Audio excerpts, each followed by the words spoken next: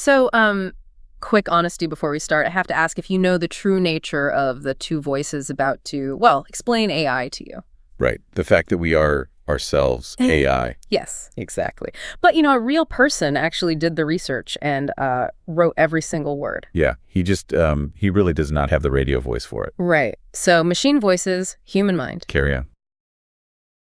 When you look at like a massive modern data center, you naturally assume shutting it down would be, well, you'd think it would be this huge engineering problem. Oh, definitely. Yes. You picture this physical fortress. Exactly. You see these acres of servers and you hear that deafening roar of the industrial cooling fans. You look at the blinking lights stretching out like it looks like a city grid. And it all feels so permanent. Invincible, really. Right, invincible. You think you'd need like a wrecking ball or some entire organized strike just to bring a digital fortress like that to a halt. But it turns out you don't need a wrecking ball at all. Not at all. You just need a paperwork problem, like a single sheet of paper. It's wild. It completely upends our entire understanding of digital infrastructure. I mean, we build these sprawling billion-dollar technological empires, but structurally, we leave this single cord plugged into the wall, just waiting for someone with the legal authority to walk over and pull it. Welcome to the Deep Dive. Today, we are opening up a stack of sources detailing a really wild 7-day period in June of 2026. Just an incredible week. It really was. And just a quick heads up to you listening, we are looking at raw government actions and the immediate tech industry responses today. We aren't here to, play politics or take sides on any of these policies, left, right, or center. Right, that's not what this is about. Exactly.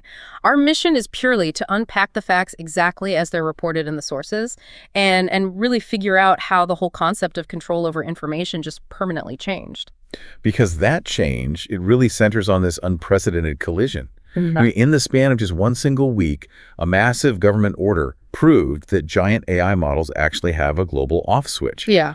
While simultaneously on the exact same week, a tiny 19-megabyte model proved that some AI architectures can literally never be turned off. And I want you to keep that contrast in mind as we go through this today. Whether you are, catching up on tech trends for a big meeting or you're just intensely curious about the underlying plumbing of the internet, this week is basically a masterclass in the vulnerabilities of centralized power. It really exposes the whole system. Right. Because before we can understand the unstoppable AI, we have to look at the massive AI that just got stopped dead in its tracks. So let's rewind to Friday, June 12th, 2026. Okay. The time is 5:21 p.m. A major AI lab, Anthropic, receives a directive from the U.S. Commerce Department. And the order is to suspend access to its frontier models, specifically Fable 5 and Mythos 5 for all foreign nationals globally. And when the source emphasizes the word globally, we really need to understand the physical reality of that. Because this was not a geofence. Right. This wasn't just, blocking IP addresses coming from specific countries. This order applied to foreign nationals sitting at desks physically located inside the United States. Yeah, it even applied to Anthropic's own employees who didn't happen to have U.S. citizenship. That is it's incredibly sweeping. And the trigger for this whole sweeping order was a claim that the model had been jailbroken. Basically, a rival company flagged a narrow flaw where someone had bypassed the AI's safety rules to get it to explain a cyber attack. Right. And if you've never looked into how a jailbreak works, it's not usually a hacker rewriting code. Right? Oh, no. It's way more psychological than that. Yeah, it's an adversarial user creating this complex hypothetical puzzle, like maybe asking the AI to write a fictional play where a character explains a cyber attack, and that tricks the model safety layer into outputting the restricted information. Exactly. Now, Anthropic immediately pushed back on this. They argued that this specific flaw was super narrow, it was already well known in the industry, and, get this, it was actively present in other public models from other companies that weren't being recalled. Which is a huge point of contention. Huge. But despite that pushback, the compliance was immediate. I mean, within hours, Anthropic just flipped the switch. The models went totally dark for everyone swept up in the order. Which, it really exposes the fundamental architecture of these frontier models. We have to kind of strip away the marketing language here. Yeah. An AI is not some magical ambient cloud of intelligence floating around. It sounds like it sometimes. Right, but it's not. It is a very large, very heavy pile of trained numbers, which we call weights, sitting on specific physical servers. And those servers are owned by a specific corporate entity in a specific legal jurisdiction. Right, and you, as the user, you access all those numbers through a single door. The API, the application programming interface. Yep. It's essentially a toll booth where your prompt goes in, the server crunches the numbers, and the text comes back out. And that single door is the massive vulnerability because it's one set of keys controlled by one company and overseen by one government. Okay, let's unpack this. Because the specific legal mechanism used here in the source material is honestly just fascinating. The word at the very center of this shutdown is export. Ah, yeah. Now, if we look at the Latin root of that word, it's ex plus portere, which literally means to carry out across a border. Right. For, 100 years, the legal definition of exporting meant putting physical things like rifles or microchips or aviation parts onto a truck or a boat and physically crossing a line on a map. Right, a tangible, measurable good moving from point A to point B, and it's subject to physical inspections, customs, borders, all of that. But here, nothing physical moved at all. No. The U.S. Commerce Department took a century-old legal framework built for physical cargo, and they just pointed it at server pings. The export they restricted was simply a foreign national's digital access to numbers sitting on a server in Virginia or Oregon. What's fascinating here is what that reveals about the crude nature of the off switch. Yeah. Because an API request is just a string of text, right? The server receiving that text is entirely blind to the user's broader context. It cannot tell the difference between a saboteur trying to probe the model for a cyber attack vulnerability or a careful academic researcher analyzing data sets. Oh, wow. Or even a hospital in another country relying on that model to summarize critical medical triage reports. So it just catches everything. Everything. When the Commerce Department orders that switch pulled, it blocks the dangerous capability, sure, but it instantly blocks every single ordinary, beneficial, and potentially life-saving use by everyone else swept up in that demographic net. It's basically the ultimate blunt instrument. You really don't get surgical precision when you pull the plug on a data center. Exactly. And that is the unavoidable cost of a single point of control. If an off switch exists, it will eventually be used. And when it is used, it takes the entire ecosystem down with it. And because traditional finance saw the fragility of that single cord, they immediately started placing massive bets on a system that, doesn't plug into a wall at all. They move fast. They really did. Fast forward in our timeline to today, Monday, June 22nd. Over the weekend, Anthropic flew all this technical staff out to Washington to try and resolve the shutdown. But those weekend talks ended with absolutely no resolution. The models are still dark. Which means we are looking at a terrifyingly sticky precedent for the entire tech sector. Sticky how? Well, a relatively narrow hypothetical jailbreak triggered a full hard-to-reverse recall. Once a regulatory body realizes it can successfully execute that maneuver without, breaking the internet, every other AI lab has to operate under the assumption that they are next. Oh, I see. The off-state isn't just a temporary toggle anymore, it's sticky. Once a model is declared restricted, unwinding all that regulatory red tape is incredibly difficult. And the market reacted violently to the realization of that stickiness. In just 1 week, our sources estimate that $2.87 billion flowed into decentralized AI and crypto assets. Huge numbers. Right. Let's look at the TAO token, which powers the Bitensor network. It climbed into the mid-250s.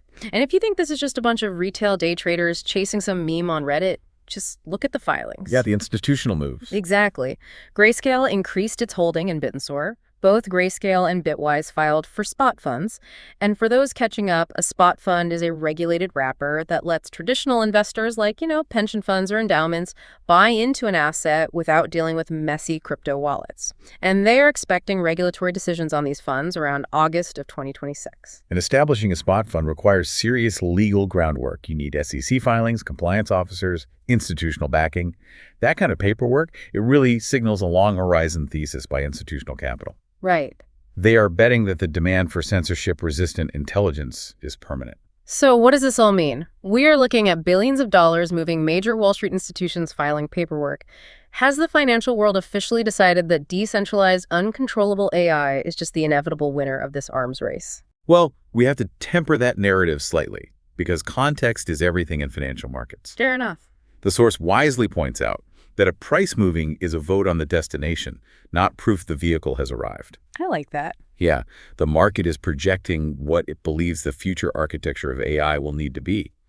But our sources also include this massive caveat that we really cannot ignore. There was a major central bank meeting that very same week. Ah, right, the macroeconomic winds. Exactly. Central bank decisions dictate global liquidity. That meeting moved all financial markets across all sectors. Ah, so a rising tide lifts all boats kind of thing. Pretty much. So while the AI censorship narrative is a powerful catalyst, we have to be extremely careful not to attribute every single dollar of that 2.87 billion surge purely to the Anthropic shutdown. Okay, that is a really fair check on the hype. We can't pretend the AI market exists in a vacuum. But listen, while Wall Street was busy betting on the idea of a world without an off switch, a decentralized group of developers actually built one that very same week. Yes, they did. You don't have to wait for August regulatory filings to see what unstoppable AI looks like. This is literally the perfect counter-narrative to the Anthropic shutdown. Let's look at Thursday, June 18th. Right. So a team called SCORE published a new AI model for object detection. Now, SCORE operates on Bittensur's subnet 44. And if you aren't deep into the Bittensur ecosystem, just think of subnets as individual competitive arenas. That's a good way to put it. Yeah, they're essentially ongoing tournaments where developers from all over the world battle it out to solve specific machine learning problems. And the problem subnet 44 focuses on is object detection. And just to establish the baseline here, when we talk about frontier models like GPT-4o or Gemini or Claude handling object detection, we're talking about massive parameter counts requiring immense computational overhead. Right, they require actual supercomputers to run. But this new model, published by the SCORE team, it is exactly 19 megabytes. Just let that sink in. To put that scale into perspective for you, 19 megabytes is roughly the size of a single uncompressed photograph from a high-end smartphone. That's nothing. Nothing. You could attach this entire AI model to a standard corporate email and hit send. And yet, this tiny email-sized file beat GPT-4o, Gemini, Grok, and Claude on a rigorous public benchmark for object detection. Unbelievable. I mean, it runs on an ordinary 4-thread CPU. That means it doesn't need an expensive graphics card. It doesn't need an internet connection to the cloud. You download it, and it just runs locally on a basic laptop. Yeah. There's no corporate board in the loop, there is no API door to lock, and there is absolutely no government agency that can send a piece of paper to switch it off. It is the architectural antithesis of the single point of control. If the model lives on your local hard drive, the only way to turn it off is to literally physically break your computer. Here's where it gets really interesting. If you're listening to this and wondering, wait, how on earth does a tiny file on my 5-year-old laptop beat a billion-dollar supercomputer? It sounds impossible. It does. The secret is this mechanism called knowledge distillation. And I want to lean into the analogy the author of the source uses here, because it beautifully explains the mechanics. That's a great analogy. The word distillation comes from the Latin distiller, meaning to drip down. It's the exact same concept used by distillers making spirits. You boil the mash, you let all the excess water and bulk steam away, and you capture only the highly concentrated, pure essence as it rises. All the heavy waste is just left behind in the pot. And it maps perfectly onto machine learning. How so? Well, in knowledge distillation, you have a massive teacher model, like a GPT-4o, and a tiny student model. The student doesn't try to learn the underlying, logic of the universe. Right. It simply observes the teacher model's outputs for a specific task, drop by drop, and mimics those specific neural pathways. So instead of learning how to see, it just memorizes the teacher's exact method for pointing out a car in a photo. Precisely. But that still leaves the question, how does the student actually outperform the teacher on the benchmark? That brings us to what AI researchers call the generalist task. The generalist task. Yeah. Those massive frontier models are undeniably impressive because they do everything. They can translate ancient Greek, write Python code, generate poetry, analyze satellite imagery. Maybe they're amazing at all of it. But carrying all that diverse knowledge requires massive neural networks. And constantly weighing all those billions of parameters, it slows them down and muddies their focus. That breadth actually holds them back on specific niche specialties. Ah, so it's a jack of all trades, master of none situation? Precisely the generalist tax. The 19 megabyte model doesn't know what ancient Greek is. It spends 100% of its processing power and architectural focus on one single narrow job. finding the object in the image. That makes total sense. And the reason this breakthrough happened so fast is entirely due to Bittensour's unique incentive structure. Right, the tokens. Yeah. They continuously pay out TAO tokens to the validators who govern the subnet and to the miners who submit the highest scoring models. It creates this brutal, continuous evolutionary pressure. Just constant competition. Anyone in the world can jump into Subnet 44 and try to dethrone the current leader. It takes a chaotic crowd of anonymous strangers and organizes them into a ruthless, highly efficient production line for specialized intelligence. Wow. It sounds like the ultimate underdog victory, you know? The tiny 19-megabyte specialist model built by strangers beats the heavily censored, government-controlled giants. It does sound great. But escaping that off switch comes with a very dangerous catch. The sources refer to it as the sting in the tail. Yeah, and we really can't ignore this part. The very property that makes these distilled models uncensorable and efficient also makes them highly unpredictable. Because of the dripping down. Exactly. Remember the distillation process. The student model copies the teacher's skills for that narrow task, but it also silently copies the teacher's inherent blind spots and biases. Oh, man. And most critically, it completely skips the teacher's safety rules. I want to make sure we clearly understand the mechanics of why the safety rules are skipped. When an AI lab builds guardrails into a frontier model, that safety is usually a form of contextual training, right? Yes, exactly. Like the model is taught a broader rule. I shouldn't output information that helps someone build a weapon. Right. But distillation only strips out the raw output matching for one narrow task. So the student model never learns the broader conscience of the teacher model because it's only learning that shape is a car. Yep.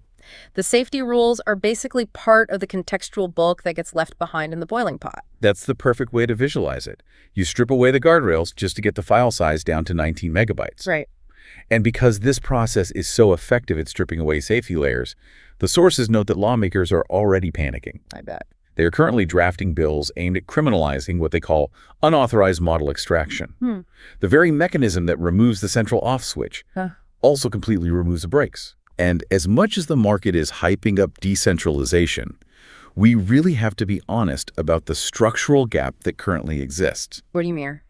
Well, yes, these decentralized models are amazing at hyper-narrow tasks like object detection, but they are still roughly 1,000 times behind the biggest models when it comes to raw, general reasoning capabilities. Okay, I have to push back on the utopian vision of decentralized AI then. Go for it. Let's look at the actual physics of this ecosystem.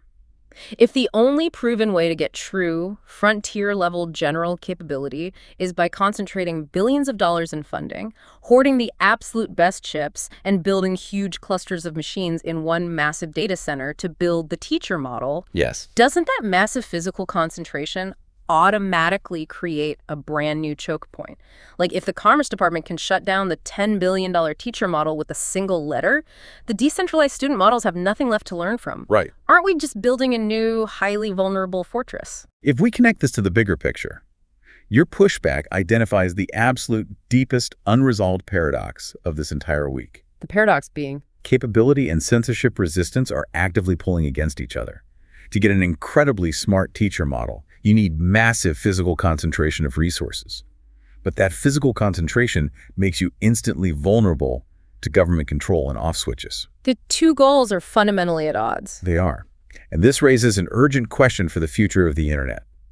Can a permissionless, decentralized network ever marshal enough distributed compute to train a massive general intelligence from scratch without relying on a centralized teacher model? Has anyone solved that? Nobody has resolved that paradox yet. Yeah. And as our sources warn, if anyone tells you they have solved it, they're probably just trying to sell you a token. So, knowing that the entire architecture of digital control is shifting beneath our feet, what does the source material suggest we actually watch for in the coming months? The analysis points to 3 critical indicators.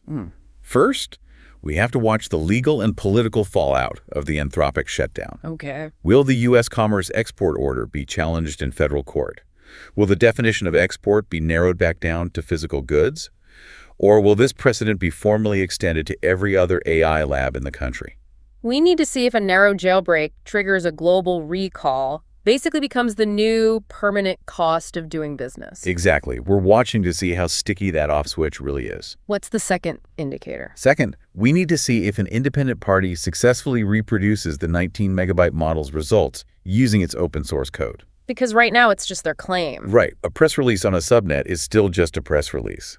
The open source ethos relies entirely on verification. We need someone outside the score team to download the code, run the benchmarks on their own hardware, and independently verify that this tiny model actually performs exactly how they claim it does. That makes sense. That is the critical test that turns an internet claim into actual scientific evidence. Precise. And the third piece of the puzzle. Finally, we have to watch the large permissionless training runs. There are distributed teams attempting to build massive general AI models entirely out in the open, relying on networks of anonymous validators to check the work. Okay. The question is, will these decentralized networks ever publish real, verifiable evaluations that prove they can generate intelligence from scratch, rather than just distilling the scraps dropped by the tech giants? It really is an incredible dichotomy when you step back and look at it. I mean, think about the 7-day period we just unpacked today. It's staggering. On one side of the ledger, you have a giant billion-dollar frontier model housed in an invincible-looking fortress of modern servers, completely shut down globally for foreign nationals by a single sheet of paper from a government agency. Right. And on the exact same week, a 19-megabyte model, born from a decentralized network of anonymous strangers competing for tokens, runs entirely locally on a basic laptop, And it beats the giants. beating the tech giants at its chosen task in a way that no government on Earth can ever successfully recall. It is two completely different, fundamentally opposed visions for the future of human knowledge, arriving at the exact same moment in history. And it leaves us with one final provocative thought to ponder as we wrap up today. We mentioned that lawmakers are currently drafting bills against unauthorized model extraction. Right. Think about the implications of that kind of legislation for a second. If the very act of a small model learning from the outputs of a big model becomes a crime, who ultimately gets to decide what knowledge is allowed to drip down to the rest of us? That's the real question. As we push further into this decade, will the next great tech battleground be less about building supercomputers and more about policing the students who are just trying to learn from the giants? That kind of legal framework changes the entire definition of intellectual property, human learning, and honestly, control over facts. It permanently changes the landscape.